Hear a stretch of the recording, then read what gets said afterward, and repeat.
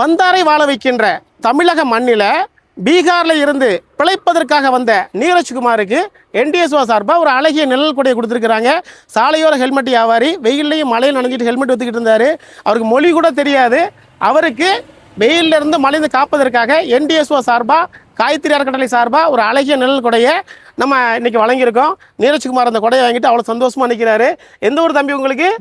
பீகார். உங்கள் பேர் என்ன பேர்? நீரஜ்குமார். இந்த நீரஜ்குமார் வேலை பார்க்குறீங்க? எவ்வளோ காலமாக அந்த கடையை வச்சுருக்கீங்க? எத்தனை வருஷம்? 1 வருஷமா இந்த கடையை வச்சிருக்கிறாரு. இந்த நிகழ்வில் யாரெல்லாம் கலந்துக்கிட்டாங்கண்டா, என்டிஎஸ்ஓனுடைய செயல் வீரர்களான ஐயா மாசானமுத்து, மருத்துவக் கல்லூரி மருத்துவமனையை சார்ந்த தம்பி விக்னேஷ், அன்பு சகோதரர் அப்துல்லா, அப்புறம் மேலப்பாளையத்தினுடைய ஒரு சோசியல் மீடியாவில் தனக்கென தனி இடத்தை பிடித்துள்ள யூசுப், அவர்களோடு சாலை பாதுகாப்பு குழு உறுப்பினராக இருக்கின்ற சிட்டி டிரைவிங் ஸ்கூல் நைனா முகமது எல்லாரும் வந்திருந்தாங்க. இன்னைக்கு அந்த கொடையை வழங்க நிகழ்ச்சி நம்ம பார்த்துருக்கோம். நன்றி, வணக்கம்.